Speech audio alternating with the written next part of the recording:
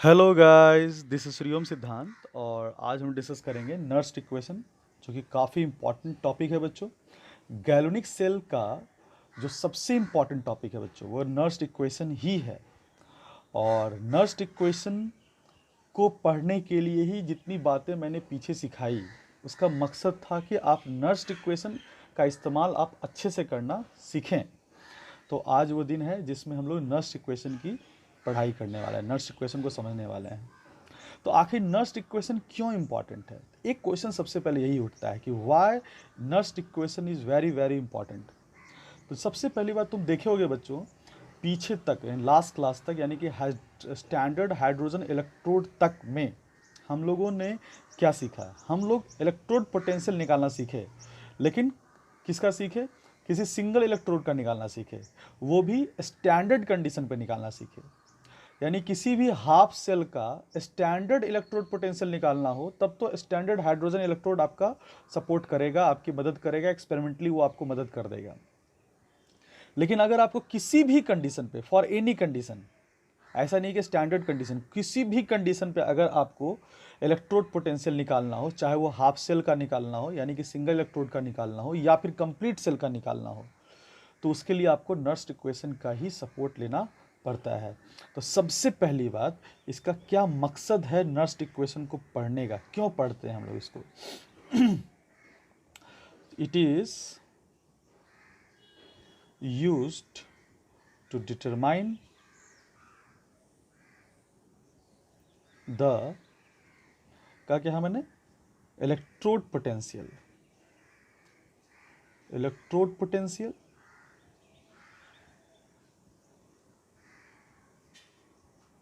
किसका? या फिर इसको ईएमएफ भी बोल सकते हो, इलेक्ट्रोड पोटेंशियल और EMF, electromotive force at any concentration, pressure and temperature. तो सबसे पहली बात, आप किसी भी कंडीशन पे आप इलेक्ट्रोड पोटेंशियल या ईएमएफ निकाल सकते हैं। ठीक है, किसी भी कंडीशन पे, चाहे वो कंसंट्रेशन कुछ भी ले लो, प्रेशर कुछ भी ले लो, या फिर टेम्परेचर आप कुछ भी ले लो, किसी भी कंडीशन पे आप ये कैलकुलेट कर सकते हैं। ठीक है, यानी कि एक तरह से कह सकते हैं इलेक्ट्रोड पोटेंशियल अगर आप किसी भी कंडीशन पे निकाल सकते हैं, यानी कि आप सिंगल इलेक्ट्रोड का पोटेंशियल भी कैलकुलेट कर पाइएगा, है ना। That is useful to find EMF for half cell as well as complete cell, और फुल सेल। यानी कि नर्स्ट इक्वेशन की मदद से बच्चों आप ईएमएफ तो कैलकुलेट कीजिएगा ही, मकसद ही है आपका नर्स्ट इक्वेशन का कि वह आपको ईएमएफ कैलकुलेट करके देगा। लेकिन किसका? चाहे वह हाफ सेल हो, चाहे वो फुल सेल हो, किसी भी तरह के सेल का ईएमएफ अब आप किसी भी कंडीशन पर नर्स्ट इक्वेशन की मदद से निकाल सकते हैं। ठीक है, तो नर्स्ट इक्वेशन की मदद से किसी भी तरह के सेल का ईएमएफ किसी भी कंडीशन पे आप निकाल सकते हैं। So that Nernst equation is very very important. Okay, तो अब शुरू करते हैं। नर्स्ट इक्वेशन क्या है? सबसे पहली बात, हम लोग थर्मोडायनेमिक्स से एक इक्वेशन लिखते हैं। फ्रॉम थर्मोडायनेमिक्स, फ्रॉम थर्मोडायनेमिक्स, ठीक है, इक्वेशन का नाम है वान हॉफ इक्वेशन ऑफ आइसोथर्म। इसको वांट ऑफ आइसोथर्म इक्वेशन भी कहा जाता है। सिंपली इसको हम लोग वांट ऑफ आइसोथर्म भी कह देते हैं, वांट ऑफ आइसोथर्म। ठीक है, अब ये इक्वेशन क्या है? इस इक्वेशन को हम लिखते हैं, इसका एक्सप्रेशन क्या है? इसका एक्सप्रेशन है del G is equal to del G not plus R T L N cube. This is called van Hoff isotherm equation. ठीक है बच्चों, सबसे पहले इसके सारे जो भी क्वांटिटीज में इस्तेमाल किया मैंने उसको मैं एक्सप्रेस कर दूँ। इसको इक्वेशन नंबर मैंने 1 माना है। यहाँ पे आपको डेल जी के बारे में पता ही होगा, where del G is equal to क्या है, gives free energy, gives free energy at given condition. जिस कंडीशन पे आपको ईएमएफ निकालना है उस कंडीशन की बात किया जा रहा है, एट गिवन कंडीशन। चाहे कोई भी प्रेशर हो, चाहे कोई भी प्रेशर हो, कंसंट्रेशन हो, या फिर आपका कोई भी टेम्परेचर हो। उसी को हम अगर मैं डेल जी नॉट कह दूं क्या हो जाएगा, तो गिव्स फ्री एनर्जी एट कौन सा कंडीशन, स्टैंडर्ड कंडीशन बच्चों। यानी कि यहाँ पे क्या हो जाएगा, प्रेशर 1 बार हो जाएगा, कंसंट्रेशन 1 m हो जाएगा और टेम्परेचर 298 जनरली होता है, तो स्टैंडर्ड कंडीशन पे हो जाएगा।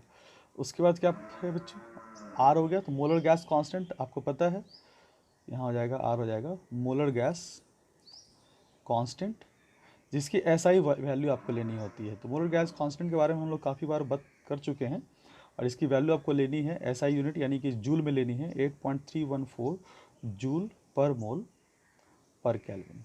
ये वैल्यू यहाँ इस्तेमाल होती है, क्योंकि यहाँ पे जो डेल जी होता है उसकी वैल्यू आपको जूल में ही मिलती है, तो आर की वैल्यू भी आपको जूल में ही रखनी होगी।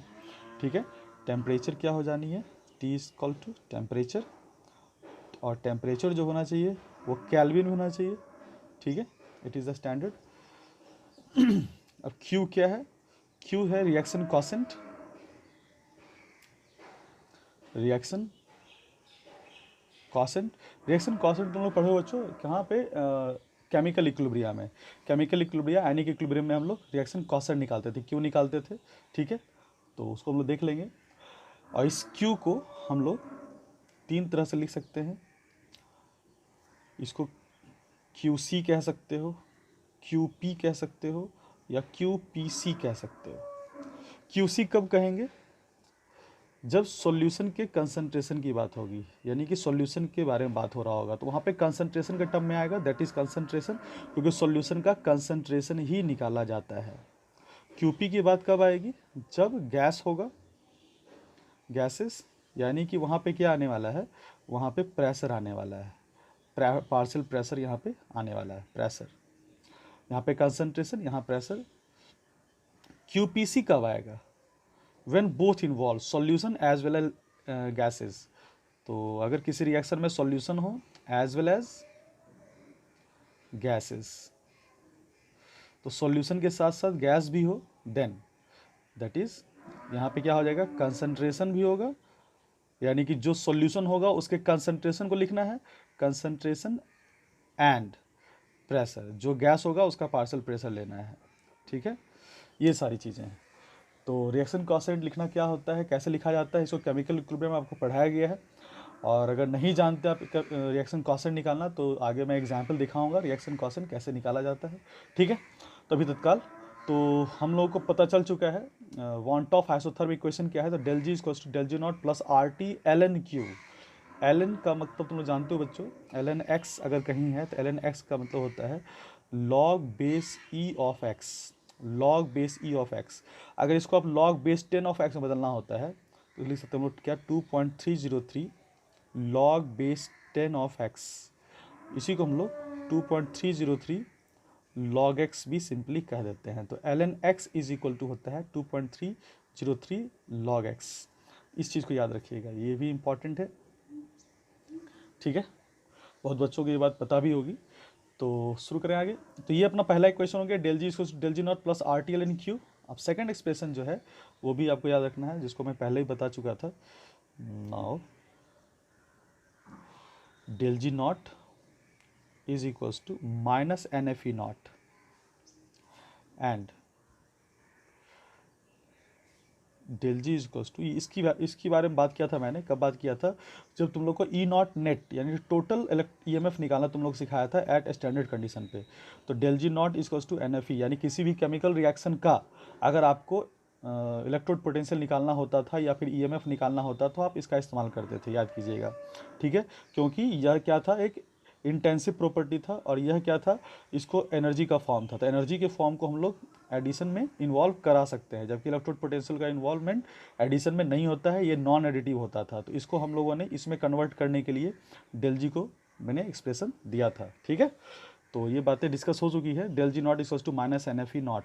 ठीक है, इन द सेम वे अगर डेल जी लिखें तो क्या हो जाएगा, तो माइनस एन एफ ई हो जाएगा। तो ये कर देते हैं इक्वेशन नंबर 2, जो कर दिया मैंने इक्वेशन नंबर 3। तो टोटल हो गए यहाँ पे 3 इक्वेशन हो गए।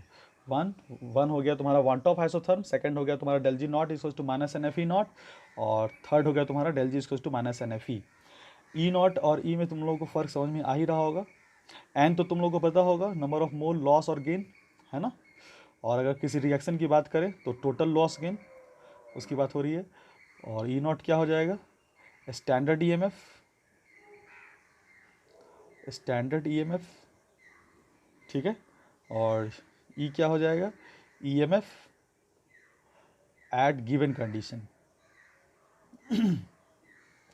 EMF at given condition.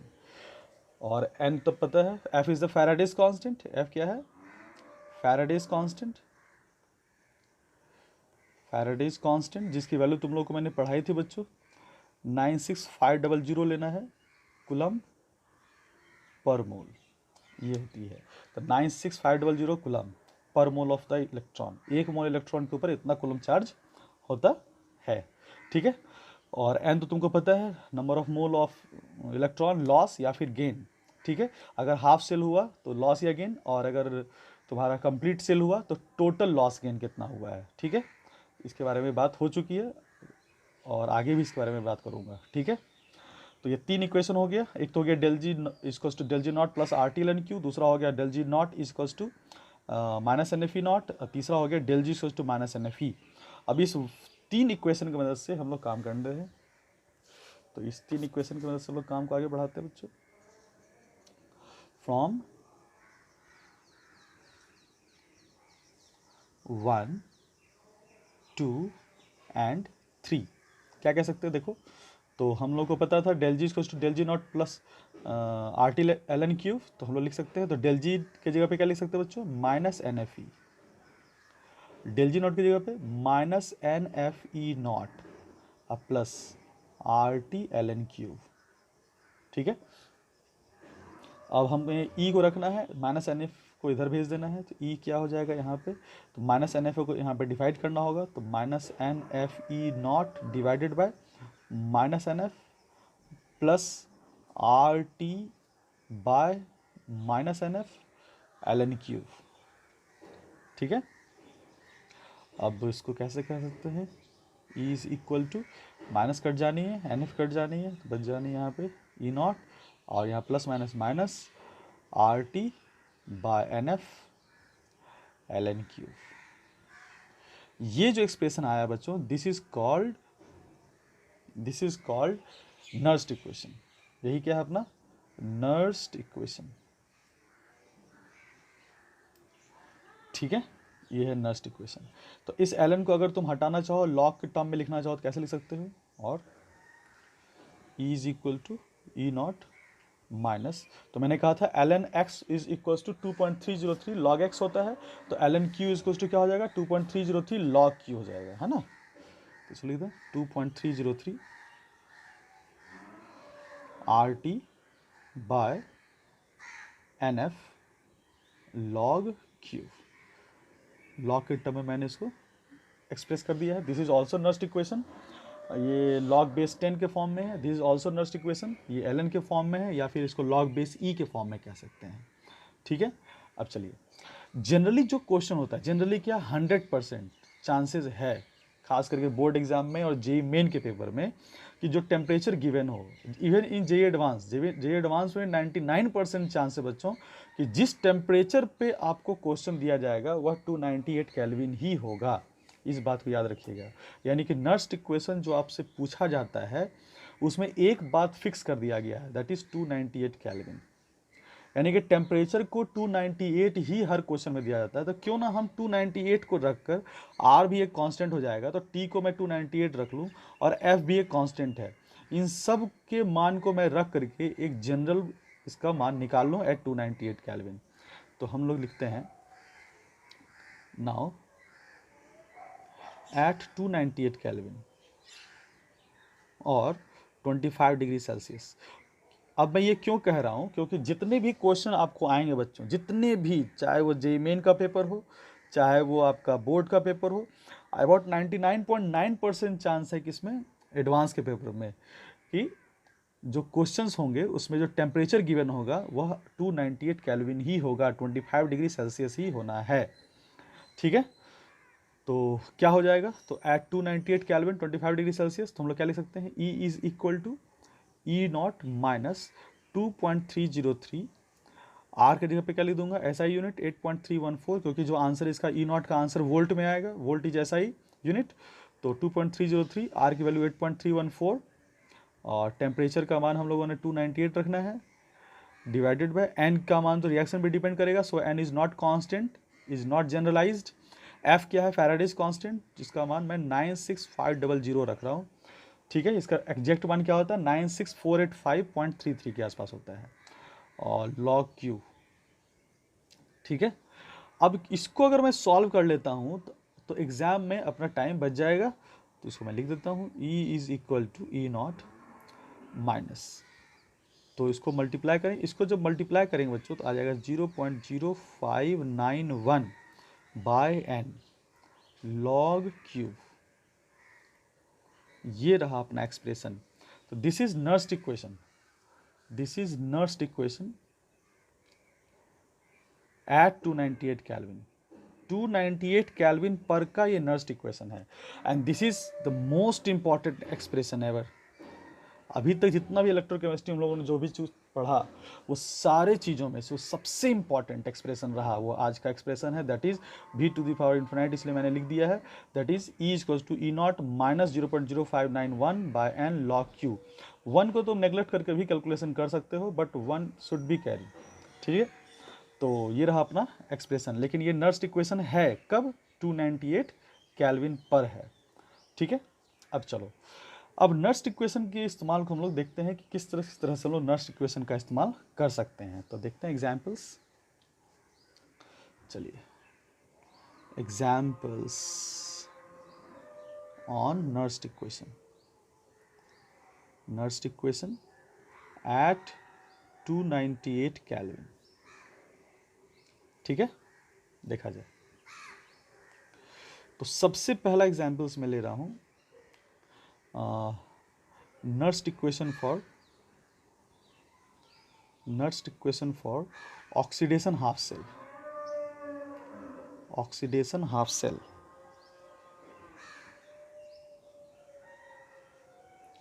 OHC, oxidation half cell. तो ऑक्सीडेशन हाफ सेल के लिए हम लोग किस तरह से नर्स्ट इक्वेशन को एक्सप्रेस करेंगे, तो मैंने पहले भी कह रखा था, तुमको लगेगा सर ये तो हाफ सेल है, तो मैं पहले भी कह रखा था नर्स्ट इक्वेशन को आप किसी भी जगह इस्तेमाल कर सकते हैं, चाहे वो हाफ सेल हो चाहे वो फुल सेल हो। तो पहले मैं हाफ सेल की बात कर रहा हूँ, उसको फिर मैं फुल सेल या कंप्लीट सेल की भी बात करूँगा। तो इसमें पहला रिएक्शन मैं लिख रहा हूँ OHC के लिए, ऑक्सीडेशन हाफ सेल के लिए। तो अगर वह मेटालिक फॉर्म में और एक्वस फॉर्म में है तो M सॉलिड क्या होगा, M प्लस एन एक्वस। कोई ज़रूरी नहीं कि वहाँ 1m हो ही हो, क्योंकि वह जो 1m हम लोग लेते थे वो किस कंडीशन पे लेते थे, स्टैंडर्ड कंडीशन पे। अब चूंकि ये जो एक्सप्रेशन अपना रहेगा वो किसी भी कंडीशन पे, किसी भी अननोन कंडीशन पे आपको वो दे सकता है, कोई भी कंसंट्रेशन दे सकता है, हो सकता है 0.1 कंसंट्रेशन दे दे, हो सकता है 1.5 concentration they they, it can be anything. तो हम लोगों को बस एक्सप्रेशन लिखना है, M सॉलिड से M plus an aqueous plus an electron release out. ठीक है, अब इस एक्सप्रेशन को, this is a kind of half reaction, oxidation half reaction. ठीक है, अब इसका हमको इसके लिए नर्स्ट इक्वेशन लिखना है, तो कैसे लिखना है ध्यान देंगे। तो इस रिएक्शन का अगर मुझे E निकालना है, E for EMF of this reaction is equal to E not, किसके लिए, इसके लिए। तो अगर मुझे इसके लिए लिखना है तो मैं लिख सकता हूँ इस तरह से, M/M plus N. E not equals to क्या हो जाएगा, E नॉट क्या हो जाएगा, M/M प्लस एन। तो यहाँ दिख ही रहा है बच्चों, दिस इज ऑक्सीडेशन पोटेंशियल। ठीक है, स्टैंडर्ड ऑक्सीडेशन पोटेंशियल, M से M प्लस एन, M से M प्लस एन। ठीक है, माइनस 0.0591 बाय एन। एन का मान यहाँ पे क्या होगा, चूंकि यहाँ पे जो लॉस ऑफ इलेक्ट्रॉन हुआ एन ही है, तो यहाँ पे एन की जगह पे एन ही रहने दो, और लॉग। अब Q कैसे होगा, तो Q में क्या होता था, जो एक्वस होता था या फिर गैस होता था, यानी कि सॉल्यूशन होगा या फिर गैस होगा। सॉलिड को हम लोग क्या करते हैं, नेगलेक्ट करते हैं, क्योंकि सॉलिड का कंसंट्रेशन कांस्टेंट होता है। तो जिसका कंसंट्रेशन कांस्टेंट होता है उसको लॉग Q के एक्सप्रेशन में नहीं लिखा जाता है। हम लोगों ने डिस्कस किया था इसको कहाँ पे, केमिकल इक्विलिब्रियम में आपने पढ़ा होगा इस चीज़ों को। तो हम इसके लिए क्या कहेंगे, अगर मुझे इसका एक्सप्रेशन लिख ही दूँ पहले, उसके बाद वैल्यू पुट करूँ, m+n का concentration divided by m solid. तो m सॉलिड का कंसंट्रेशन कांस्टेंट होता है, इसलिए इसको हम लोग एक्सप्रेस नहीं करते हैं। अगर मान लो इसको इस तरह से कोई लिख देता है m सॉलिड, तो इसकी ये वैल्यू कांस्टेंट होती है, इसलिए इसका इस्तेमाल हम लोग इसके जगह पे हम लोग 1 को रख देते हैं। 1 इसकी वैल्यू नहीं होती है, लेकिन इसको कांस्टेंट माना जाता है, तो इसके कारण किसी भी तरह का कोई भी ईएमएफ में डिस्टर्बेंस नहीं आएगा। एम सॉलिड के कारण किसी भी तरह का कोई भी डिस्टर्बेंस ईएमएफ पे नहीं पड़ता है, इसलिए यहाँ पे हम इसको इंक्लूड करेंगे ही नहीं करेंगे। ठीक है, इसको करना ही नहीं करना है। तो इसको लिख सकते हैं क्या फाइनली, ई एम से m+n, this is oxidation potential of the half cell is equals to E not m से m+n, this is standard oxidation potential of the half cell minus 0.0591 by n log concentration of m+n। तो this is क्या हो गया, this is Nernst equation for this expression at 298 kelvin. ठीक है, अब देखो इसी जगह कोई गैस होता तो कैसे कर लेते, जैसे बी कहो, सेकेंड एग्जाम्पल मैं दे रहा हूँ, इस जगह पे मैं ले रहा हूँ, चलो लिख देता हूँ गैस, H2 गैस ही ले लेते हैं। H2 gas gives 2H plus electron, तो ये एक्वस हो गया, ये सॉल्यूशन फॉर्म में होगा बच्चों। अब इसका एक्सप्रेशन लिखो, देखो तो ई क्या होगा, H2 से H plus is equals to E not of H2 से H प्लस माइनस 0.0591 बाय, अब एन की जगह पे क्या होगा, देखो कितना लॉस हो रहा है इलेक्ट्रॉन का, 2 इलेक्ट्रॉन्स का लॉस हो रहा है, तो यहाँ पे 2 लिखें लॉग। अब यहाँ पे क्या होगा, चूंकि एक्वस है तो H प्लस का कंसंट्रेशन, अब देखो जो इसका स्टोइकोमेट्रिक कोफिशिएंट होता था यह उसका एक्सपोनेंट हो जाएगा।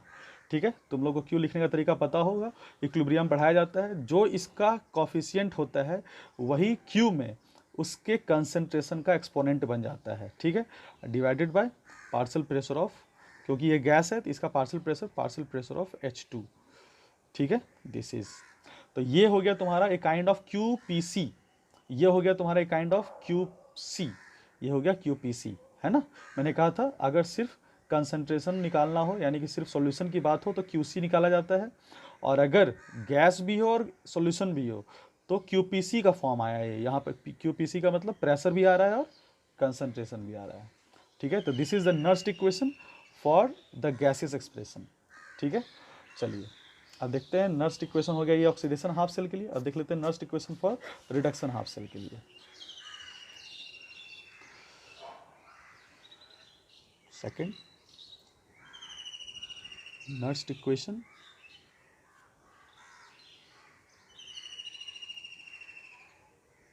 For reduction half cell, reduction half cell के लिए बात कर रहे हैं हम लोग। अब तो पहला एग्जांपल देते हैं रिडक्शन हाफ सेल का, मेटल का ही ले लेते हैं, जैसे m+n एक्वस किसी भी कंडीशन पे प्लस n इलेक्ट्रॉन का गेन गिव्स m सॉलिड। अब इसका क्या लिखना है, नर्स्ट इक्वेशन। अब मैं डायरेक्ट लिखूंगा E m+n से m इज इक्वल टू क्या हो जाएगा, E नॉट लिखना पड़ेगा इसी एक्सप्रेशन का, m+n का m माइनस 0.0591 बाय n की जगह पे क्या होगा, जितना मोल का यहाँ पे गेन हो रहा है n की जगह पे n ही है, लॉग q की जगह पे दिस इज कांस्टेंट, तो इसको हटा दो और एक्सप्रेशन में m+n आ जाएगा, तो 1 अपॉन ऊपर में कुछ आएगा ही नहीं, तो 1 डिवाइडेड बाई क्या हो जाएगा, कंसंट्रेशन ऑफ m+n। तो this is the Nernst equation for this expression. This reduction half cell expression, यानी कि एक तरह का क्या अभी तक हम लोग जो भी निकाल रहे हैं वो क्या निकाल रहे हैं, सिंगल इलेक्ट्रोड का ईएमएफ निकाल रहे हैं। देखो तो एक ही हाफ सेल रिएक्शन की बात यहाँ पे हो रही है। अभी अगर इसको हम लोग गैसेस कंडीशन में ले लें, जैसे यहाँ देख लो 2H plus aqueous plus 2 electron gives H2 gas, ठीक है। अब इसका इनर्स इक्वेशन लिखा जाए तो क्या हो जाएगा, EH plus H2 is equal to E not of H plus H2 minus 0.0591 by N। तो अब N की जगह पे क्या लिख दें, 2 लिख दें, है ना, डायरेक्ट लिख देता हूँ 2 लॉग। अब यहाँ पे क्या होगा, चूंकि ये गैस है तो गैस के लिए पार्शियल प्रेशर याद रखेंगे। अब कॉफिशिएंट 1 है ना, तो पावर 1 तो रखने की जरूरत नहीं, डिवाइडेड बाय H प्लस का कंसनट्रेशन, क्योंकि ये सोल्यूशन है और कॉफिशिएंट इसका 2 है तो एक्सपोनेंट हो जाएगा इसका 2। This is what, this is Nernst equation for this expression. तो ये तो हम लोग सीख गए क्या, हाफ सेल के लिए। अब देखते हैं हम लोग कंप्लीट सेल के लिए। तीसरी बात, Nernst equation for full cell, complete cell और फुल सेल। किसी भी सेल के लिए हम लोग बात करें तो कैसे होगा। सबसे पहला तुम लोगों को सबसे पॉपुलर सेल कौन सा सेल है बताओ, डेनियल सेल। डेनियल सेल की बात करें तो डेनियल सेल में तुमको दिखना पड़ेगा कौन सा कैथोड है कौन सा एनोड है। पहले देखो वहाँ पे क्या होता था, कैथोड रिएक्शन क्या होता था और एनोड रिएक्शन क्या होता था। तो सबसे पहले देखो एट कैथोड, क्या पहले एट एनोड ही देख लो। एट एनोड क्या होता था बच्चों, जिंक का oxidation, zinc solid gives Zn+2 aqueous plus 2 electron. और एट कैथोड क्या होता था, at cathode copper plus 2 aqueous plus 2 electron gives copper solid. और अब नेट इक्वेशन क्या होता था, ये दो कट जाने हैं तो कितना हो जाएगा, Zn solid plus Cu plus 2 aqueous gives Zn+2 aqueous plus copper solid, ठीक है। अब ये अपना एक्सप्रेशन निकल चुका है और इसी एक्सप्रेशन के लिए मुझको क्या निकालना है, नर्स्ट इक्वेशन। तो बच्चों ये दोनों एक्सप्रेशन इसलिए इंपॉर्टेंट है क्योंकि मुझे n की वैल्यू भी निकालनी है। नर्स्ट इक्वेशन में n की वैल्यू निकालने के लिए आपको कैथोड और एनोड दोनों पर के रिएक्शन जानने पड़ेंगे और Q निकालने के लिए आपको नेट रिएक्शन जानना पड़ेगा। देखिए कैसे इस्तेमाल करते हैं हम लोग। तो नाउ नर्स्ट इक्वेशन क्या होगा, इसलिए नर्स्ट इक्वेशन लिखते हैं तो E ऑफ डेनियल सेल, तो E ऑफ सेल कह दें सिंपली। तो यहाँ पे मैं सेल नहीं लिखा था, यहाँ पे मैं क्या लिख रहा था, हाफ सेल के एक्सप्रेशन को लिख रहा था। अब यहाँ पे क्या कर रहा हूँ, मैं सेल लिख रहा हूँ, E cell. E cell equals to क्या हो जाएगा, E not cell minus 0.0591 by, अब n की वैल्यू क्या होगी, तो यहाँ पे कोई n तो आपको दिख नहीं रहा है, तो ऐसे भी सेल रिएक्शन में n तो दिखता नहीं है, तो सेल रिएक्शन में n नहीं दिखता है, तो जितने नेट कट जाते हैं, जितना लॉस गेन नेट हुआ है, तो देखो इसने 2 इलेक्ट्रॉन का लॉस किया है, इसने 2 इलेक्ट्रॉन का गेन किया है, तो नेट लॉस गेन 2 इलेक्ट्रॉन का है यहाँ पे, तो n की वैल्यू यहाँ पे 2 हो जाएगी। अब आ जाएंगे लॉग, अब एक्सप्रेशन लिख दें, तो ये तो सॉलिड है तो इसको कांस्टेंट रखेंगे कंसंट्रेशन को, इसलिए इसके जगह पे हम लोग कुछ रखना नहीं है हमको, तो बस इसको रखना है, तो concentration of Zn+2 divided by, इसको रखना ही नहीं है, अभी इसको कंसंट्रेशन ऑफ Cu+2। तो this is Nernst equation for Daniell cell, है ना। चलिए अगला देखें, सेकेंड एग्जाम्पल। जैसे मान लो मैं एक एक्सप्रेशन दे रहा हूँ, उसका नर्स्ट इक्वेशन आपको लिखना है, तो कैसे लिखेंगे, जैसे Mg solid Mg+2 aqueous Ag plus aqueous oblique Ag solid. इस एक्सप्रेशन का आपको नर्स्ट इक्वेशन लिखना है। तो मैंने कहा था पहले ही, नर्स्ट इक्वेशन लिखने के लिए आपको कैथोड पर का रिएक्शन, एनोड पर का रिएक्शन और सेल रिएक्शन तीनों चाहिए। तो सबसे पहले एट एनोड क्या हो रहा है वो देखें, तो at anode that is oxidation half cell, ये हो गया, तो मैग्नीशियम सॉलिड से मैग्नीशियम+2 एक्वस, और इसको बनने में 2 इलेक्ट्रॉन का यहाँ पे लॉस। एट कैथोड क्या हो जाएगा, कैथोड क्या हो जाएगा, reduction Ag plus aqueous plus electron gives Ag solid. अब मुझे क्या करना है, सेल रिएक्शन लिखना है। सेल रिएक्शन लिखने के लिए देखो मुझे इलेक्ट्रॉन तो चाहिए नहीं, यहाँ पे देखो 2 इलेक्ट्रॉन का लॉस हो रहा है, यहाँ पे एक ही इलेक्ट्रॉन का गेन हो रहा है। तो मुझे क्या करना पड़ेगा, इस इलेक्ट्रॉन को कंप्लीट न्यूट्रलाइज करना है, क्योंकि इलेक्ट्रॉन कभी सेल रिएक्शन में आएगा ही नहीं। नेट लॉस गेन बराबर करना है, तो नेट लॉस गेन बराबर करने के लिए इसको 2 से मल्टीप्लाई कर दिया जाएगा। तो अब ये जो नेट लॉस गेन कितना हो गया, 2 इलेक्ट्रॉन का यहाँ पे क्या हो जाएगा लॉस, यहाँ पे 2 इलेक्ट्रॉन का गेन। अब इसको हम काटा जा सकता है, इसको काट सकते हैं इसको, ठीक है। तो यहाँ पे क्या हो जाएगा, Mg solid plus 2Ag plus aqueous gives Mg plus 2 plus 2Ag solid. ये रहा अपना सेल रिएक्शन।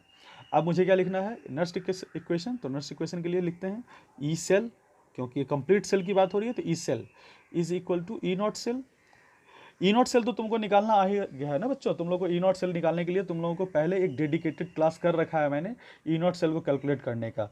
तो ई नॉट सेल आपको किसी भी रिएक्शन का कैलकुलेट करना आता है, तो इसको हम लोग पहले से जानते हैं। तो वहाँ पे हम लोग जो सीखे थे ई नॉट सेल का निकालना, अब ये इंपॉर्टेंट हो गया है। तो ई नॉट सेल आप इसको देख के आपको निकालना पड़ता है, ठीक है। तो E cell equals to E not cell minus 0.0591 by, अब एन की जगह पे क्या होगा, इसने 2 इलेक्ट्रॉन का लॉस किया, इसने 1 इलेक्ट्रॉन का गेन किया है, लेकिन इसको मल्टीप्लाई 2 कर रखा है मैंने, क्योंकि यहाँ पे इलेक्ट्रॉन नहीं आ पाया। तो टोटल लॉस गेन कितने का हुआ, इसने टोटल लॉस 2 का किया, इसने टोटल गेन 2 का किया।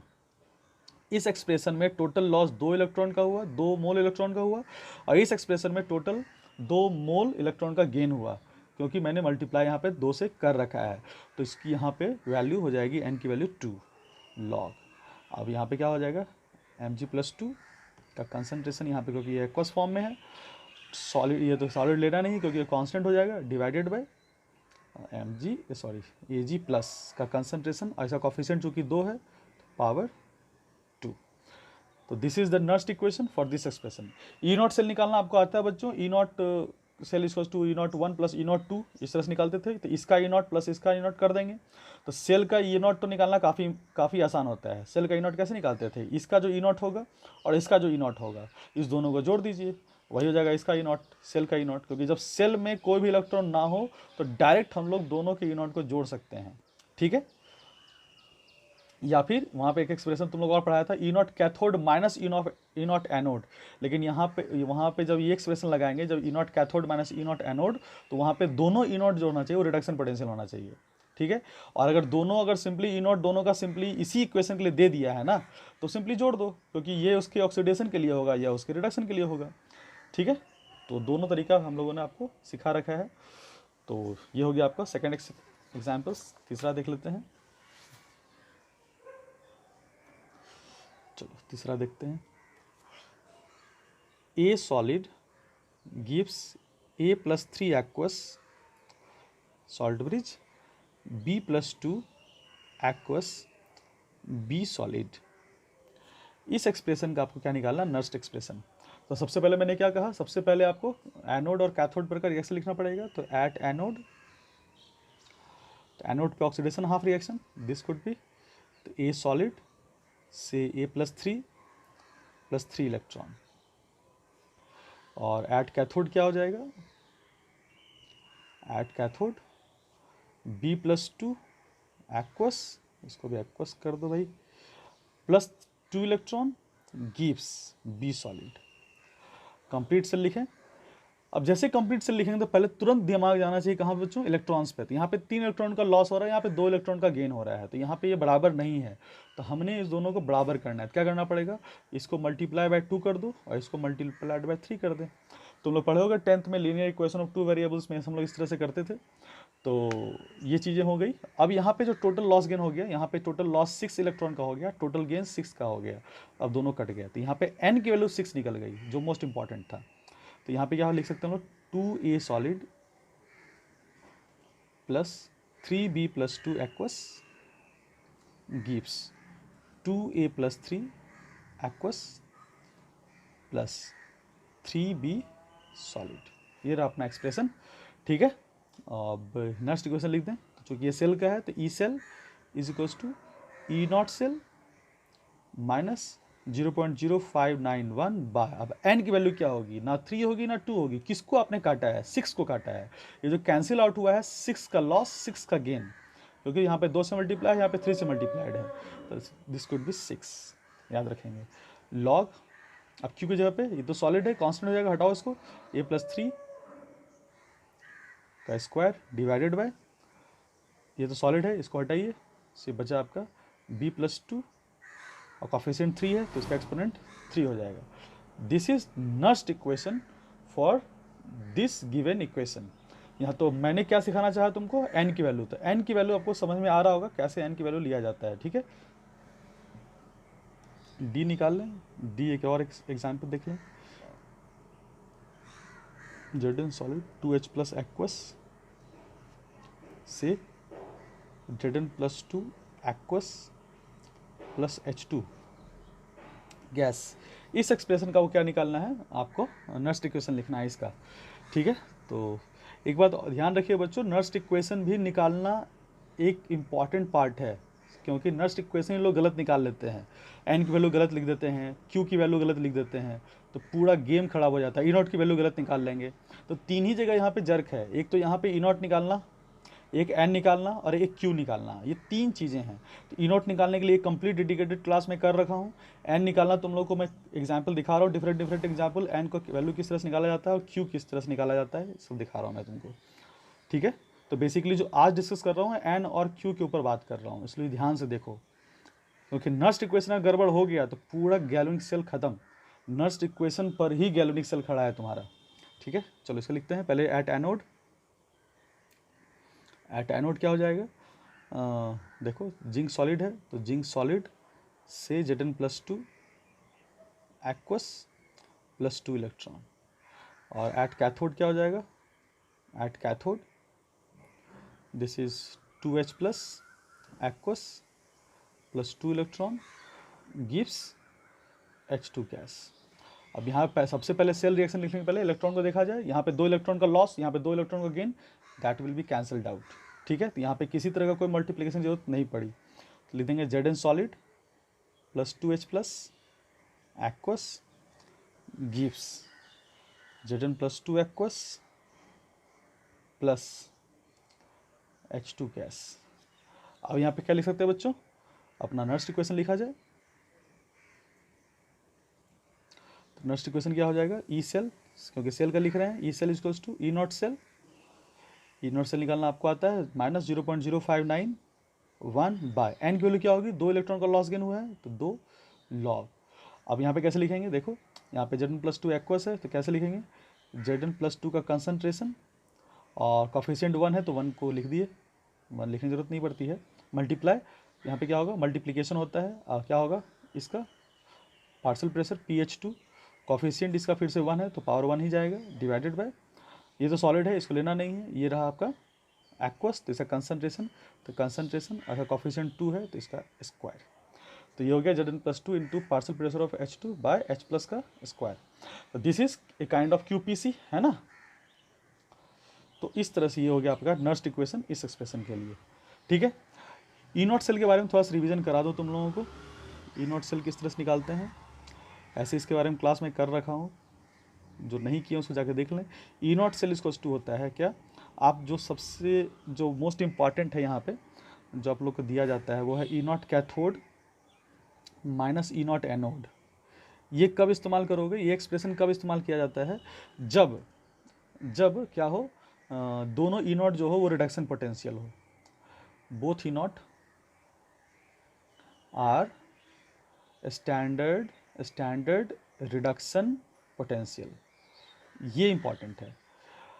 और इसी की जगह पे हम लोग ई सेल की जगह पे हम लोग ई सेल भी लिख सकते हैं, E0 सेल की जगह पे ई सेल भी निकाल सकते हैं, that is E cell, E of cathode minus E of anode, ठीक है। यहाँ पे क्या होगा, बोथ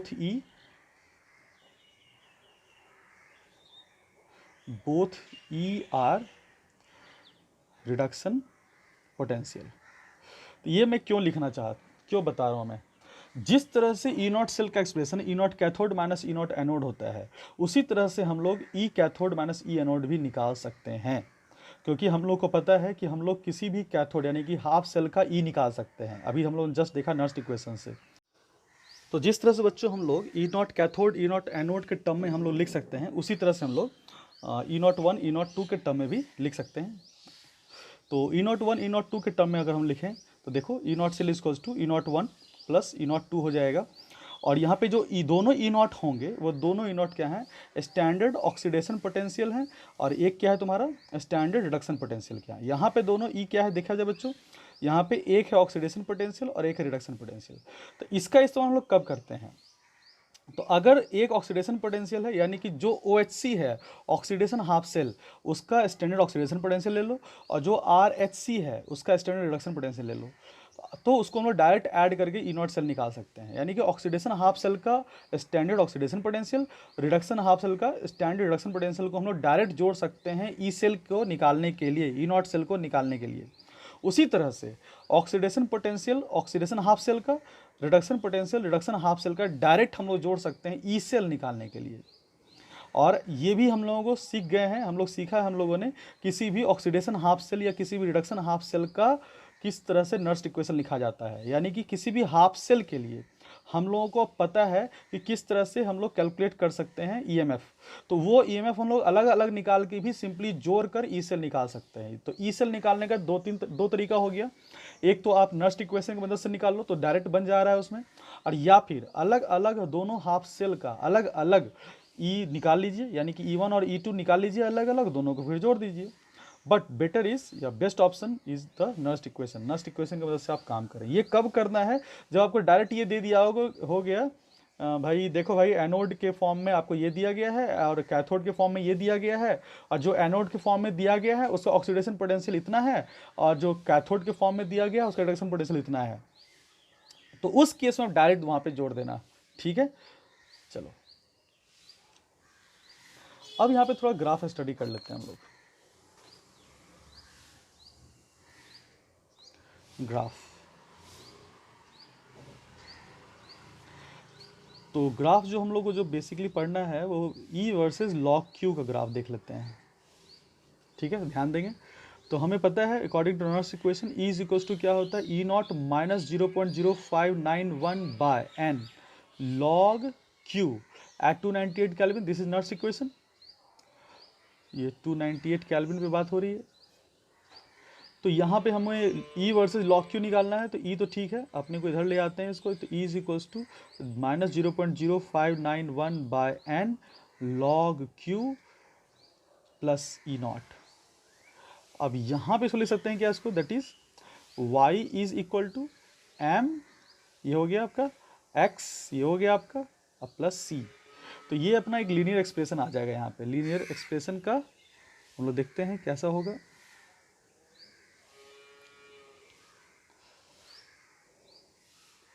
अब देखा जाए ये हो गया अपना लॉग क्यू का एक्सिस, और ये हो गया ई के लिए पॉजिटिव ई, और ये हो गया अपना नेगेटिव ई, नेगेटिव, ये हो गया आपका पॉजिटिव। तो यहाँ पे क्या हो रहा है देखो जरा, यहाँ पे सबसे पहले ई नॉट सेल, ये है ई नॉट। तो ई नॉट की वैल्यू क्या हो सकती है, तो ई नॉट की वैल्यू बच्चों, ई नॉट की वैल्यू पॉजिटिव भी हो सकती है नेगेटिव भी हो सकती है। तो ई नॉट की वैल्यू अगर पॉजिटिव होगी तो एक केस, पहला केस बना रहा हूँ मैं, ई नॉट की वैल्यू पॉजिटिव हो और लॉग क्यू की वैल्यू भी पॉजिटिव हो, तो लॉग क्यू की वैल्यू पॉजिटिव कब आती है, तो लॉग क्यू की वैल्यू पॉजिटिव तब आती है जब क्यू का मान ग्रेटर देन 1 हो, क्योंकि लॉग 1 का मान 0 होता है। लॉग 1 का मान 0 होता है। तो चूंकि लॉग 1 का मान 0 होता है तो लॉग क्यू का मान पॉजिटिव अगर लाना है तो 1 से ज़्यादा क्यू का मान रखना पड़ेगा। तो क्यू की वैल्यू जब 1 से ज़्यादा हो यानी कि लॉग क्यू पॉजिटिव हो और ई नॉट भी पॉजिटिव हो, तो ई नॉट पॉजिटिव यानी कि यहाँ पे चला जाएगा। और अगर लॉग क्यू पॉजिटिव है तो अपना देखो ये लॉग क्यू पॉजिटिव है तो स्लोप आपका नेगेटिव ही निकलेगा। ये हो गया पहला ग्राफ। दूसरा केस क्या ले रहे हैं कि ई नॉट तो पॉजिटिव हो बट लॉग क्यू का वैल्यू जो आ जाए वो आपका नेगेटिव आ जाए। तो लॉग क्यू की वैल्यू नेगेटिव आ जाए तो क्यू लेस देन 1 हो जाएगा। तो क्यू लेस देन 1 जैसे लोगे तो लॉग क्यू का मान नेगेटिव में चला जाएगा, और लॉग क्यू का मान जैसे नेगेटिव में जाएगा तो ये जो एक्सप्रेशन है ये क्या हो जाएगा, पॉजिटिव। तो एम हो जाएगा पॉजिटिव, यानी कि ये हो जाएगा तुम्हारा बी ग्राफ। तीसरा केस क्या हो सकता है कि ई सेल ई नॉट का मान आपका नेगेटिव आ जाए और लॉग क्यू का मान आपको पॉजिटिव रहे, लॉग क्यू का मान पॉजिटिव, लॉग क्यू का मान पॉजिटिव और ई नॉट का मान नेगेटिव, तो ग्राफ कैसा होगा, ई नॉट नेगेटिव नीचे चला गया, ये पॉजिटिव ई नॉट है और ये नेगेटिव ई नॉट है, और लॉग क्यू पॉजिटिव है तो लॉग क्यू पॉजिटिव यानी क्यू ग्रेटर देन 1, तो log Q positive, overall slope क्या होगा, नेगेटिव, तो ये हो गया सी ग्राफ। डी ऑप्शन क्या हो सकता है, ई नॉट भी नेगेटिव हो जाए और लॉग क्यू का मान भी नेगेटिव हो जाए, कहने का मतलब क्यू का मान लेस देन 1 हो जाए, तो ग्राफ क्या हो जाएगा, नेगेटिव, तो नेगेटिव नेगेटिव पॉजिटिव, तो ग्राफ ऊपर चला जाएगा, दिस इज डी। तो इस तरह से हम लोग क्या कर सकते हैं, डिफरेंट एस्पेक्ट्स देख सकते हैं ग्राफ के, ठीक है। अब इसके बाद बच्चों हम डिस्कस करने वाले हैं काफ़ी इंपॉर्टेंट टॉपिक है जिसका नाम है स्पॉन्टेनिटी ऑफ द सेल। ये क्वेश्चन आपसे बार बार पूछा जाता है कि बताइए कि जो गिवन सेल है वो स्पॉन्टेनियस है या फिर नॉन स्पॉन्टेनियस, तो spontaneity of the cell, spontaneity of the cell, तो स्पॉन्टेनिटी ऑफ द सेल में स्पॉन्टेनिटी डिस्कस करने का मतलब हो रहा है बच्चों उस गिवन सेल के बारे में बताना है कि ये जो गिवन सेल है वो स्पॉन्टेनियसली वर्क करेगा या नॉन स्पॉन्टेनियसली वर्क करेगा या फिर इक्विलिब्रियम में रहेगा। 3 केस इसमें बनता है, तो केस 1 देखते हैं पहले। केस 1 क्या है, स्पॉन्टेनियस सेल, स्पॉन्टेनियस सेल का क्या कंडीशन बनेगा, देखें तो स्पॉन्टेनियस सेल के लिए जो सबसे पहले आप याद रखेंगे उसका डेल जी सेल जो होगा वो नेगेटिव होगा, डेल जी सेल नेगेटिव जाएगा, डेल जी सेल नेगेटिव कहने का मतलब दैट इज लेस देन 0, तो डेल जी सेल का मान 0 से कम आना चाहिए, और ये तुम लोगों को पता है चूँकि del G cell is equals to -NFE cell लिख सकते हैं हम लोग, तो यहाँ पे चूँकि वैल्यू नेगेटिव अगर ले लें तो -NFE सेल, तो अगर -NFE सेल का वैल्यू नेगेटिव आ रहा है तो इसका मतलब ई सेल का मान पॉजिटिव ही रहा होगा। तो एक तरह से यहाँ भी रिलेट कर सकते हैं कि अगर स्पॉन्टेनियस सेल है तो डेल जी सेल तो नेगेटिव होगा लेकिन उसका ई सेल जो होगा वो पॉजिटिव होगा, ये दोनों इंपॉर्टेंट है। तो आपको क्या होगा, कोई भी गिवन एक्सप्रेशन दे देगा या भी कोई सेल रिएक्शन दे देगा या कोई सेल रिप्रेजेंटेशन दे देगा और पूछेगा भाई ये बताओ क्या यह गिवन एक्सप्रेशन स्पॉन्टेनियसली वर्क करेगा या नहीं करेगा, कुछ नहीं करना है, नर्स एक्सप्रेशन की मदद से उसका ई सेल निकाल लेना है। अगर डेल जी की कोई जानकारी नहीं दी गई है तो आप डायरेक्ट ई सेल निकाल लेंगे with the help of nurse expression. अब ई सेल निकाल कर डायरेक्ट आप देख लें, ई सेल की वैल्यू अगर पॉजिटिव आ जाएगी तो यानी कि वह स्पॉन्टेनियसली वर्क करेगा, यानी कि ऑटो मोड में वह रिएक्शन होगा और इलेक्ट्रिसिटी जनरेट करेगा, यानी कि वह रिएक्शन होगा, यानी कि वह बैटरी अभी जिंदा है, वह सेल अभी काम कर रहा है ना, वो बिजली का उत्पादन वो कर रहा है, इलेक्ट्रिसिटी जनरेशन में वो इन्वॉल्व है अभी। केस 2 क्या हो जाएगा, केस 2 क्या हो जाएगा, non spontaneous cell, non spontaneous cell, तो नॉन स्पॉन्टेनियस सेल का क्या केस बन जाएगा, देखिए तो इसको याद रखना है कि डेल जी सेल जो होगा किसी भी नॉन स्पॉन्टेनियस सेल का वो क्या होता है, पॉजिटिव होता है, ये इंपॉर्टेंट हो गया, और यानी कि इसको हम लोग कह सकते हैं दैट इज ग्रेटर देन 0। तो यहाँ से हम लोग बच्चों क्या कह सकते हैं, चूंकि इसकी वैल्यू पॉजिटिव अगर लानी है और इसकी value del G cell equals to negative होता है NFE सेल, तो ऑब्वियस है यहाँ से जो ई सेल का मान जो निकलेगा बच्चों वो नेगेटिव ही निकलेगा, तो ये बड़ा इंपॉर्टेंट है। अगर किसी भी रिएक्शन का, किसी भी सेल रिएक्शन का या कोई भी सेल का ई सेल वैल्यू नेगेटिव आ रहा है, ई सेल वैल्यू अगर नेगेटिव आ रहा है तो वह सेल नॉन स्पॉन्टेनियस है, यानी कि वह सेल डेड हो चुका है, वह सेल इलेक्ट्रिसिटी जनरेट नहीं कर पा रहा है, वह खुद ब खुद उसमें रिएक्शन नहीं हो पाएगा। अब उसमें सबसे पहले उसको वो कम्प्लीटली क्या हो चुका है, कंप्लीट डिस्चार्ज हो चुका है, यानी कि उस रिएक्शन को कराने के लिए सबसे पहले तुमको बाहर से एक्सटर्नल पोटेंशियल लगाना पड़ेगा, तब जाकर के वह रिएक्शन फिर हो सकता है, ठीक है, अदरवाइज नहीं। तो this is what, non spontaneous condition. तीसरा केस क्या हो जाएगा बच्चों, तीसरा केस आ जाएगा आपको इक्विलिब्रियम का, तो इक्विलिब्रियम में क्या हो जाएगा, इक्विलिब्रियम में 0 चले जाएंगे। केस 3, केस 3 क्या हो जाएगा, फॉर इक्विलिब्रियम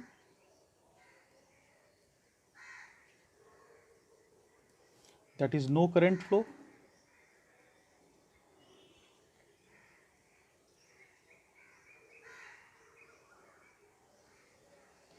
तो सबसे पहले डेल जी सेल देखना, उसका डेल जी सेल की वैल्यू 0 आ जाएगी।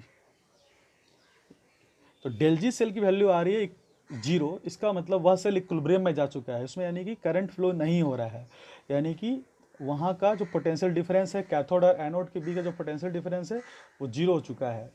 ठीक है, तो ये कब होगा, हम लोगों को अगर इसकी वैल्यू 0 लेनी है, ये हो जाएगा -NF E सेल। तो ई सेल की वैल्यू क्या हो जाएगी, तो ई सेल की value 0, that is EMF of the cell 0 आ जाए। तो अगर किसी भी सेल का EMF 0 आ रहा है, यानी कि जो उसका पोटेंशियल डिफरेंस है, पोटेंशियल नहीं बच्चों, पोटेंशियल डिफरेंस वो 0 आ रहा है, तो सेल का पोटेंशियल डिफरेंस 0 आ रहा है, यानी कि करंट का फ्लो नहीं हो रहा है, सिंपल। ठीक है,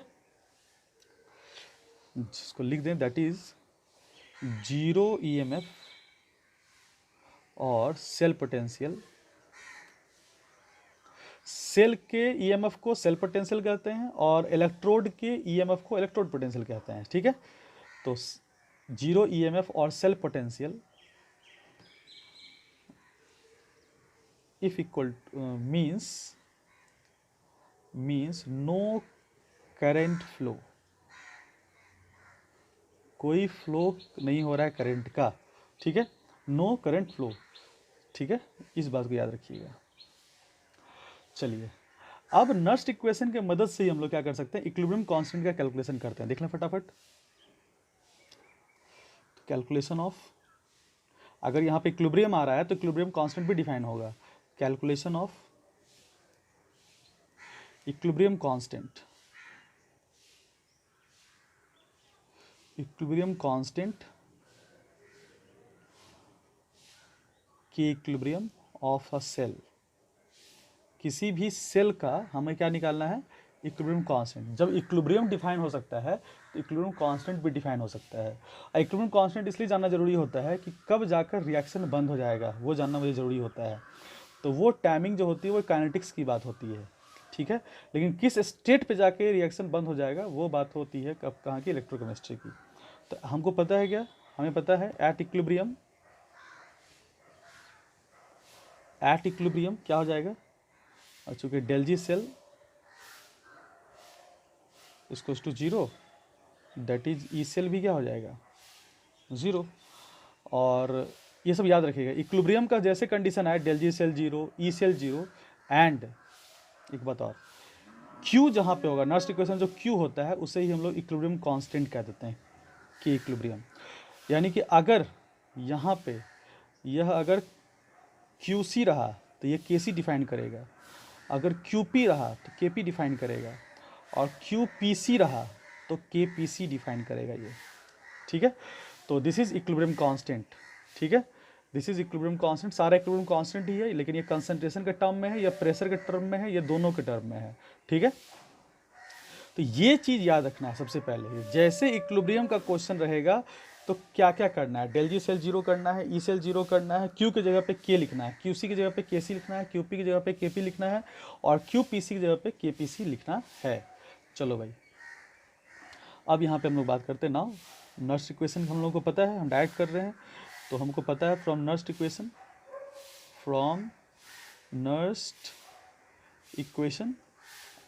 एट 298 केल्विन, तभी तो 0.0591 ले पाएंगे हम लोग। क्या लिख सकते हैं, तो E cell is equals to E not cell minus 0.0591 by n log Q। So at equilibrium क्या कह सकते हैं, तो मैंने कहा इक्विलिब्रियम पे ई सेल 0 होता है, ई नॉट सेल नहीं बच्चों, ई सेल 0 होता है, तो लिख सकते हैं 0 is equal to E not cell minus 0.0591 by n, और Q की जगह पे क्या लिखा मैंने, के इक्विलिब्रियम।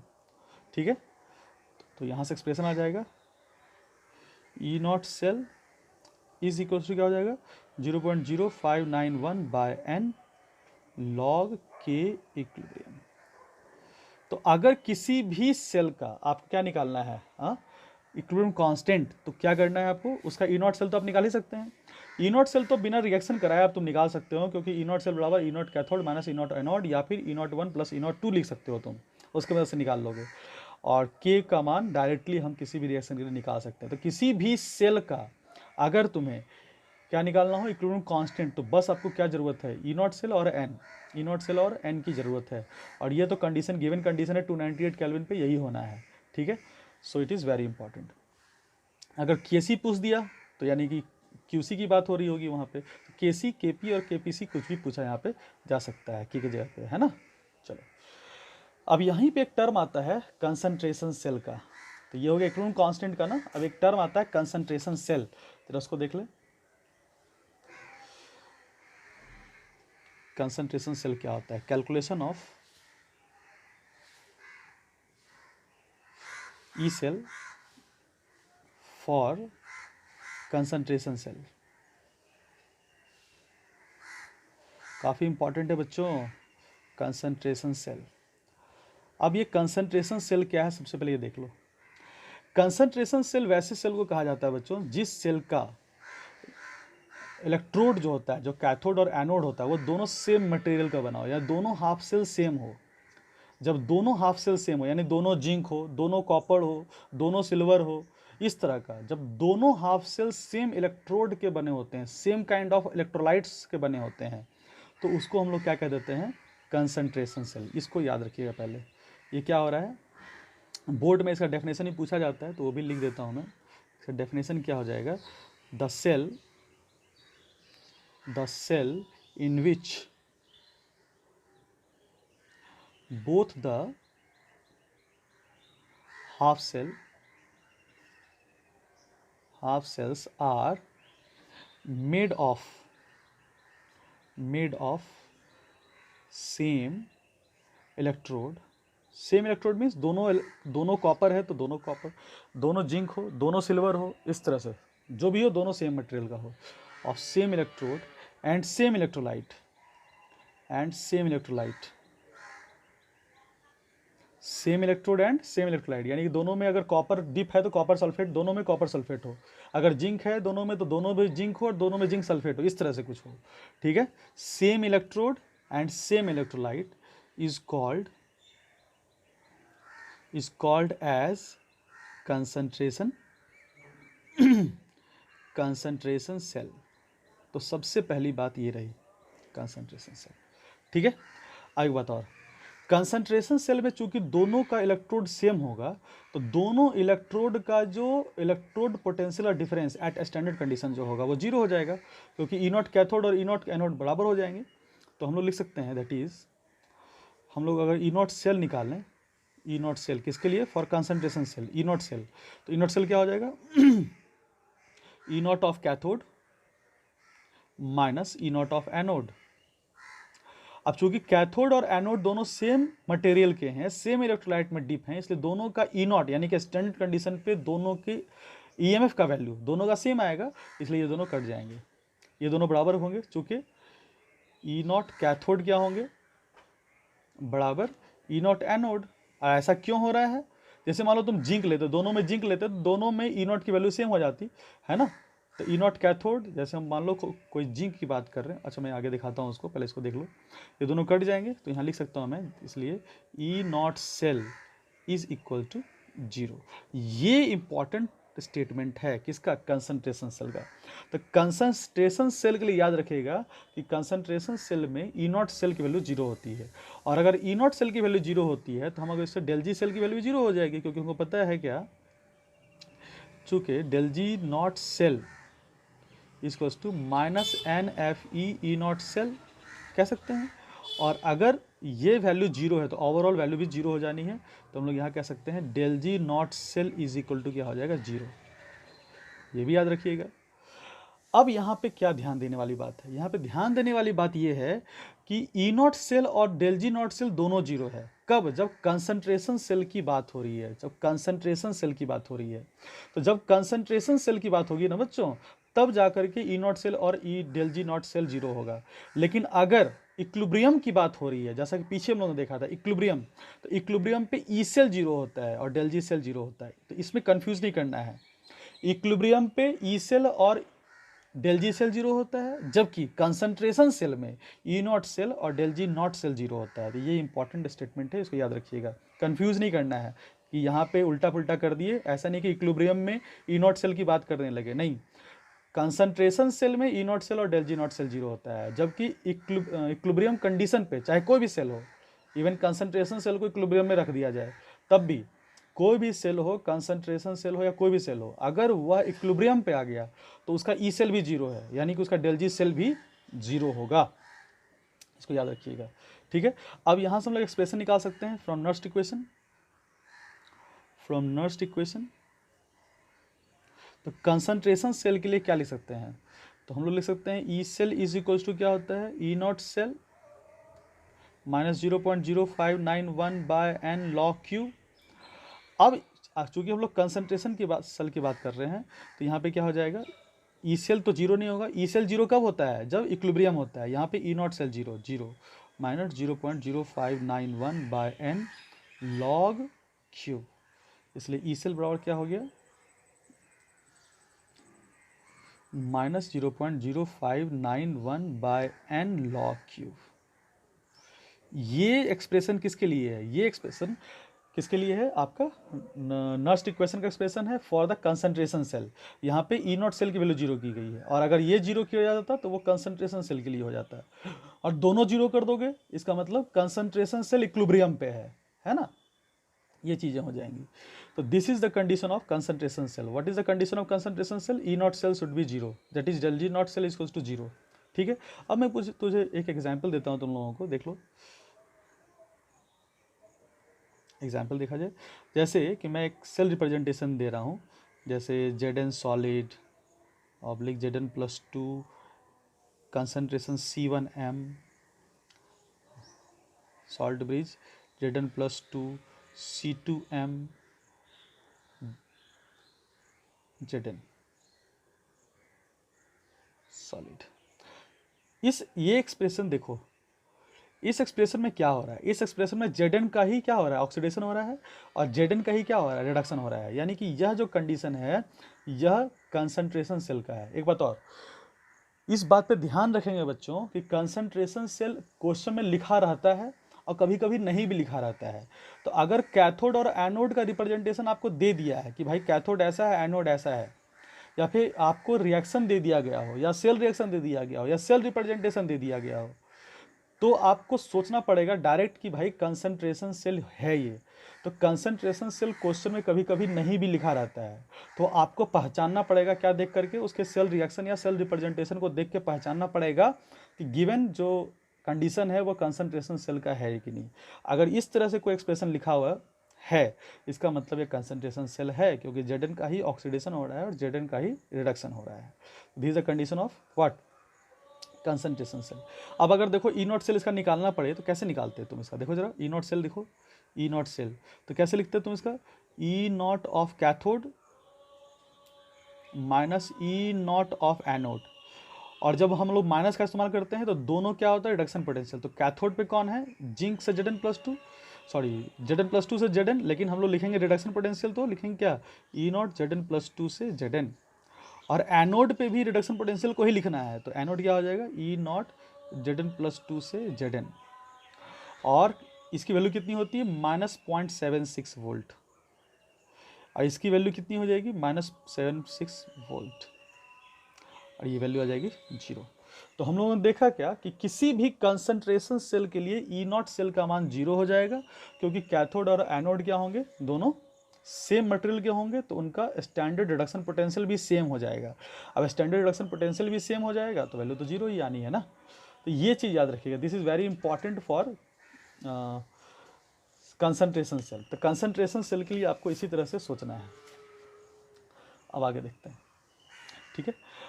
अगर हम लोग बात करें स्पॉन्टेनियस कंसंट्रेशन सेल की बात करें कि अपना कंसंट्रेशन सेल स्पॉन्टेनियस कब होगा या कब नहीं होगा, तो देखो यहाँ पे हम लोग जो अभी पीछे एक्सप्रेशन लिए थे जेडन वाले के लिए, तो उसके लिए नर्स्ट इक्वेशन लिखते हैं। तो क्या लिख सकते हैं हम लोग, नर्स्ट इक्वेशन तो अभी हम लोग लिखा था, क्या हो जाएगा, E cell is equals to minus 0.0591 by N log Q. अब इसी पे हम लोग ये this is the expression for the concentration cell. अब हम लोग पीछे जो एग्जाम्पल लिए थे उसके लिए एक्सप्रेशन लिखते हैं, क्या हो जाएगा, E cell is equal to minus 0.0591 by N की वैल्यू कितनी हो जाएगी, 2। सोचो तुम लोग को मैंने बताया था एन की वैल्यू कैसे निकालते हैं, तो एट एनोड क्या हो रहा है, एट एनोड मैं लिख देता हूँ Zn सॉलिड से Zn plus two electron aqua से ये। और एट कैथोड क्या हो रहा है, एट कैथोड क्या हो जाएगा, लेकिन यहाँ पे जो कंसंट्रेशन लिया था वो मैंने C1 लिया था ना, C1M। और यहाँ पे क्या होगा, Zn plus two aqueous C2M plus two electron, और ये क्या हो जाएगा Zn सॉलिड। ये रहा अपना एक्सप्रेशन। और अगर इस दोनों को जोड़ा जाए तो ये इलेक्ट्रॉन कट जाने हैं, तो कितना कट रहा है, 2 कट रहा है ना, इसलिए n की वैल्यू कितनी हो जाएगी 2। और लॉग, तो q की वैल्यू कैसे निकालेंगे,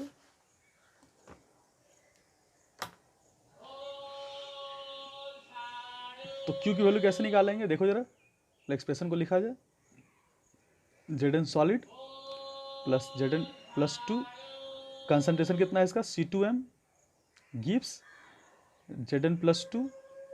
अब ये दोनों Zn को नहीं काट सकते ना, क्योंकि इसका कंसंट्रेशन C1M है, इसका कंसंट्रेशन C2M है, तो दोनों काट नहीं सकते। दिस इज C2M और ये क्या हो जाएगा C1M प्लस Zn सॉलिड। ठीक है, अब ये Zn सॉलिड तो तुम्हारा कट सकता है क्योंकि दोनों सेम ही होते हैं, तो इसको काट ही दो। ठीक है, सॉलिड को काटा जा सकता है, सॉल्यूशन को काटा नहीं जा सकता है क्योंकि दोनों का कंसंट्रेशन डिफरेंट है। तो अब अगर मुझे लेकिन रिएक्शन लिखना होता है तो रिएक्शन में हम लोग इस तरह से इलेक्ट्रोड को काटते नहीं है, तो रिएक्शन जब भी लिखेंगे इस तरह से लिखेंगे, ये अपने समझने के लिए है। रिएक्शन को काटा नहीं जाता है, रिएक्शन में जो कंपोनेंट्स होते हैं रिएक्टेंट को इस तरह से काट के नहीं लिख रहे हैं। ठीक है, फिर भी अगर तुम्हें सेल रिएक्शन लिखना है तो इस तरह से तुम लिख सकते हो, या फिर तुम काट के भी लिख सकते हो, तो ये अंडरस्टूड होता है। तो अब हम मुझे क्या लिखना है, क्यू लिखना है, तो Q1 क्या हो जाएगा इसके लिए, तो कांस्टेंट, इसके लिए C1, तो क्या हो जाएगा Zn प्लस टू इस वाले का, यानी कि C1 कंसंट्रेशन का, अब बाय Zn प्लस टू, इसको 1 कर दो, और Zn प्लस टू किसका, सेकेंड वाले का। तो इसको हम लोग लिख सकते हैं किस तरह से, देखो जरा, E cell is equals to minus 0.0591 by 2 log क्या हो जाएगा। अब Zn प्लस टू 1 का कंसंट्रेशन कितना है, Zn प्लस टू 1 का कंसंट्रेशन है C1, अब बाय Zn प्लस टू का कंसंट्रेशन कितना है C2। तो इस तरह से देख सकते हैं, इसको लिख सकते हैं क्या, देखो जरा, इस निगेटिव को हटाना है तो इसको हम क्या कर सकते हैं, इन्वर्ट कर सकते हैं। तो E cell is equal to कितना हो जाएगा 0.0591 by 2 log C2 by C1।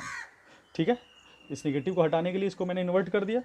ठीक है, क्योंकि इन्वर्ट करने के तो पावर -1 आ जाएगा, -1 बाहर जाके प्लस कर देगा इसको। ठीक है, अब यहाँ पे देखो, अब ये log C2 बाय C1 का वैल्यू पॉजिटिव आ गया है ना, क्योंकि अगर मुझे स्पॉन्टेनियस बनाना है तो ई सेल को पॉजिटिव लाना था, और ई सेल को पॉजिटिव अगर लाना है तो log C2 बाय C1 हमको पॉजिटिव लाना पड़ेगा। फॉर स्पॉन्टेनियस कंसंट्रेशन सेल, अब ध्यान देंगे बात को, बहुत इंपॉर्टेंट टर्म आ रहा है, फॉर स्पॉन्टेनियस कंसंट्रेशन सेल, यानी कि कंसंट्रेशन सेल कब ऑटो मोड में काम करेगा। ठीक है, देखा जाए तो ई सेल की वैल्यू कितनी होनी चाहिए, पॉजिटिव, तो positive is equals to 0.0591 by 2 log C2 by C1। और ये पूरी वैल्यू पॉजिटिव कब आएगी, तो यहाँ से लिख सकते हैं log C2 बाय C1 की वैल्यू कितनी आ जाए, पॉजिटिव आ जाए। और log C2 बाय C1 की वैल्यू पॉजिटिव कब आएगी, जब ये वैल्यू क्या होगी, log C2 बाय C1 की वैल्यू पॉजिटिव कब आती है, तो जब C2 बाय C1 की वैल्यू क्या हो, 1 से बड़ी हो। तो this could be positive when C2 by C1 is greater than 1, और C2 बाय C1 की वैल्यू 1 से बड़ी है, तो हम लिख सकते हैं क्या, C2 is greater then C1।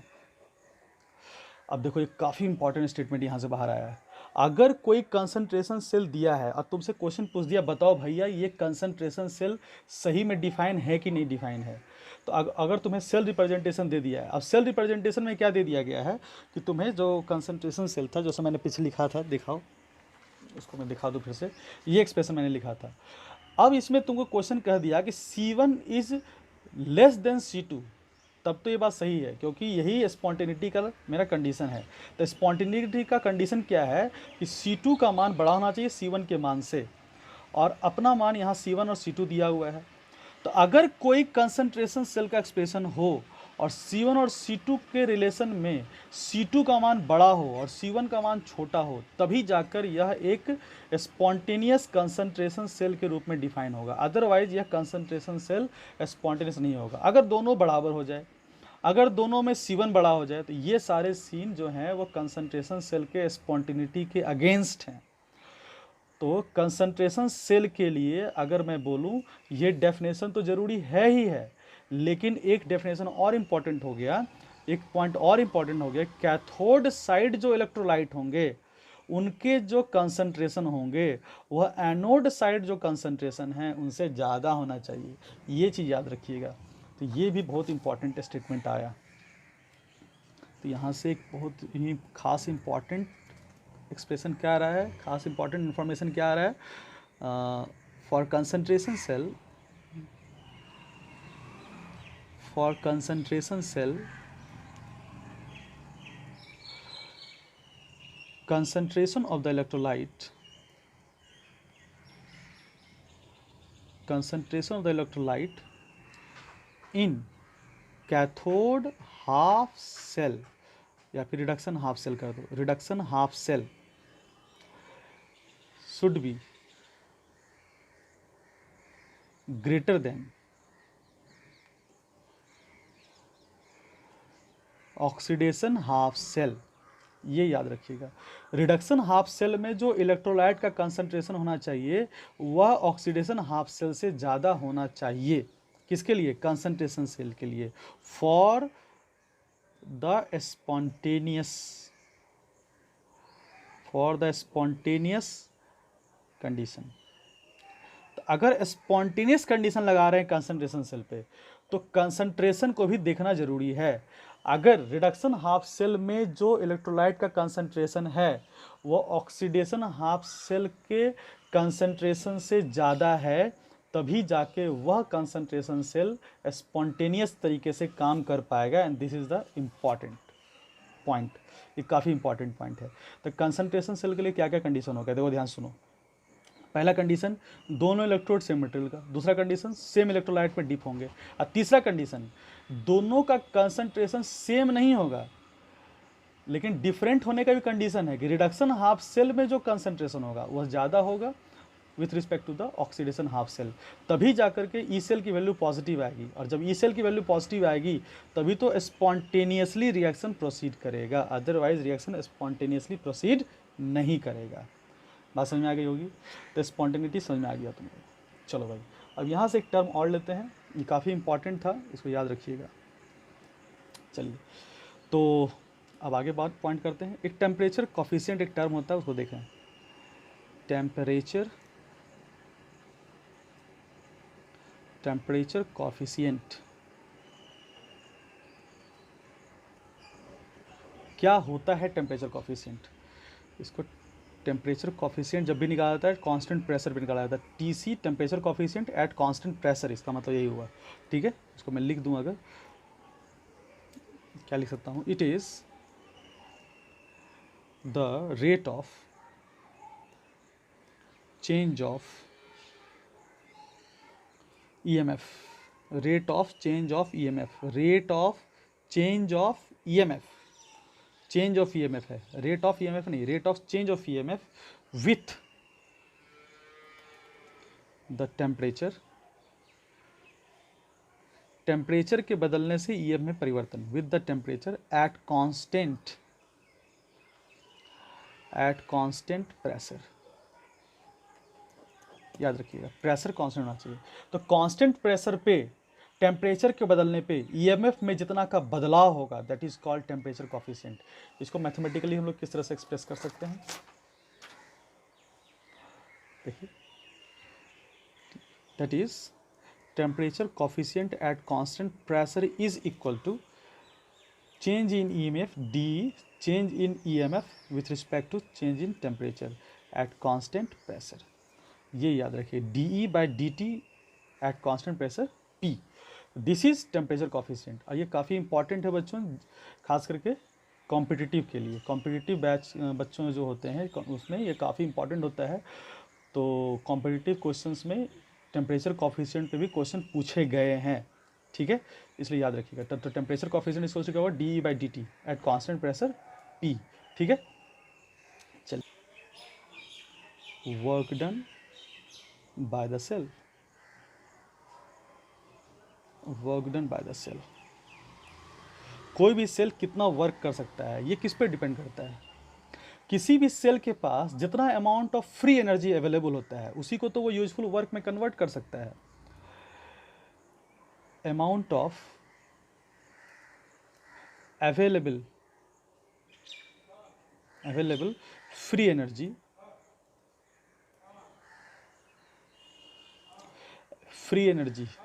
है ना, फ्री एनर्जी क्या हो गया, del G, amount of available free energy used by the cell,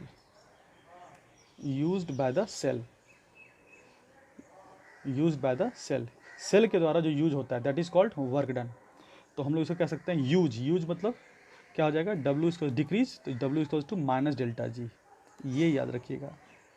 तो वर्क डन बराबर क्या होता है, माइनस डेल्टा जी, और डेल्टा जी तो तुमको निकालना आगे ही गया है। डेल्टा जी निकालने का क्या तरीका है, minus N F E cell.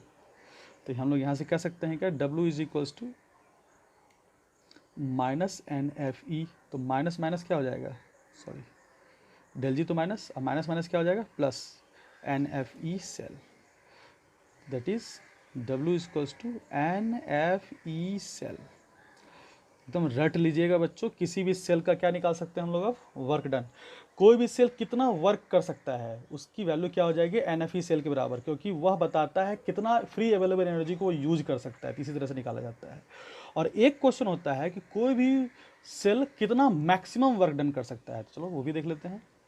Question पूछा जाता है, मैक्सिमम वर्क डन वाला क्वेश्चन आता है, maximum work done by the cell. Cell अपना मैक्सिमम वर्क डन कब करता है, तो सेल अपना मैक्सिमम वर्क डन जो करता है एट स्टैंडर्ड कंडीशन पे करता है, याद रखिएगा इस बात को। सेल अपना maximum work done at standard condition पे ही करता है, ठीक है। तो डब्ल्यू मैक्स क्या हो जाएगा, माइनस डेल्टा जी नॉट हो जाएगा, स्टैंडर्ड कंडीशन पे डेल्टा जी, तो W max equals to minus minus N F E not cell. तो हम लोग यहाँ से कह सकते हैं W max is equal to क्या हो जाएगा, N F E not cell. ये भी याद रखना अनिवार्य है, ठीक है। तो मैक्सिमम वर्क डन निकालना है तो आपको ई नॉट लेना पड़ेगा, और आपको कोई भी जनरल वर्क डन निकालना है, किसी गिवन कंडीशन पे वर्क डन निकालना है, तो उस गिवन कंडीशन पे दिए गए सेल रिएक्शन का ई सेल निकाल लीजिए अकॉर्डिंग टू नर्स्ट इक्वेशन, और वहाँ से आप डब्ल्यू निकाल लीजिए। यानी कि वर्क डन निकालने के लिए ई की अनिवार्यता है, ई निकालना ही पड़ेगा। लेकिन मैक्सिमम वर्क डन निकालने के लिए ई नॉट निकालना पड़ेगा, और ई नॉट निकालना काफ़ी आसान है, हम लोग E naught cathode minus E naught anode से आप निकाल सकते हैं, है ना। चलो भाई, तो नर्स्ट इक्वेशन यहाँ पे ख़त्म होता है। तो थोड़ा सा देख लेते हैं, एप्लीकेशन भी देख ही लेते हैं। Application of Nernst equation, Nernst equation का इस्तेमाल हम लोग कहाँ कहाँ पे कर सकते हैं, तो सबसे पहला इस्तेमाल कहाँ कर सकते हैं, तो हम लोग देखा सबसे पहले कहाँ इसका इस्तेमाल कर सकते हैं, टू कैलकुलेट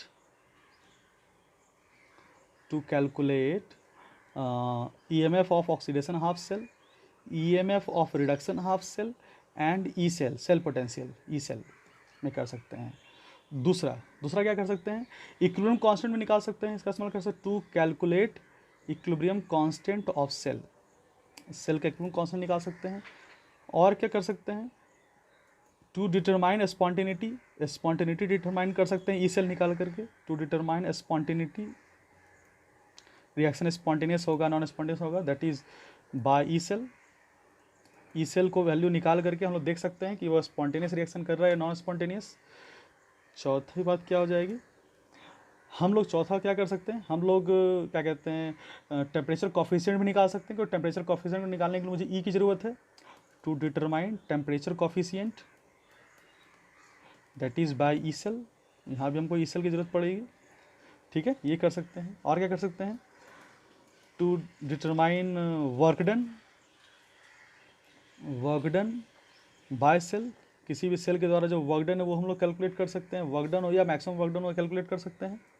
और क्या कर सकते हैं, टू डिटरमाइन डेल जी निकाल सकते हैं, क्योंकि N F E, del H निकाल सकते हैं, पीछे हम लोग देखा डेल एच का एक्सप्रेशन, और डेल एच भी निकाल सकते हैं। तो डेल जी डेल एच ये तीनों किसी भी सेल का निकाल सकते हैं, ऑफ अ सेल। कितना स्कोप है देखो जरा नर्स्ट इक्वेशन का। सातवां क्वेश्चन क्या आ सकता है, सातवां क्वेश्चन मैं जो बात कर रहा हूँ बस क्वेश्चन बेसिस पे बात कर रहा हूँ, ठीक है। सातवां क्वेश्चन क्या आ सकता है इससे, आपको पीएच पूछा जा सकता है, क्योंकि लॉग एच का टर्म उसमें आ ही सकता है, तो लॉग एच का टर्म आ सकता है, तो negative log H equals to pH. तो to determine pH of solution, given solution का आपको पीएच निकालने भी आपको दे सकता है कि इस सॉल्यूशन का पीएच निकालो, तो आप नर्स्ट इक्वेशन से माइनस लॉग एच का टर्म निकाल करके एच प्लस कंसंट्रेशन का जो टर्म होता है उसको लॉग एच के टर्म में लाना पड़ेगा और आप पीएच निकाल लेंगे। सारा क्वेश्चन हम देखेंगे आगे। आठवां और क्या कंडीशन हो सकता है, स्पेरिंगली सॉल्युबल सॉल्ट में भी इक्विलिब्रियम डिफाइन होता है, तो डिटरमाइन केएसपी सॉल्युबिलिटी प्रोडक्ट। अब तुम लोग खुद से समझ सकते हो कि कितना भास्ट रेंज है नर्स्ट इक्वेशन का। नर्स्ट इक्वेशन काफ़ी भास्ट है, काफ़ी वास्ट एरिया को कवर करता है। छोटी छोटी बातें से लेकर के बड़ी बड़ी बातों तक के एनालिसिस को हम लोग नर्स्ट इक्वेशन की मदद से कर सकते हैं। तो Nernst equation is really great equation, really very very important equation. और कई तरह का कैलकुलेशन हम लोगों ने आज किया, हम लोग ये कर चुके हैं, ये सीख चुके हैं, स्पॉन्टेनिटी सीख लिया, टेम्परेचर कॉफिशिएंट सीख लिया, वर्कडन सीख लिया, डेल जी डेल एच डेल एस ये सब निकालना सीख गया। रही बात पीएच और केएसपी की, तो ये बातें क्वेश्चन से मैं सिखाऊंगा, इसलिए मैंने यहाँ पे डिस्कस नहीं किया है। जब मैं क्वेश्चन डिस्कस करूँगा नर्स्ट इक्वेशन का, तो ये दोनों भी उसमें कवर कर दूंगा, ठीक है।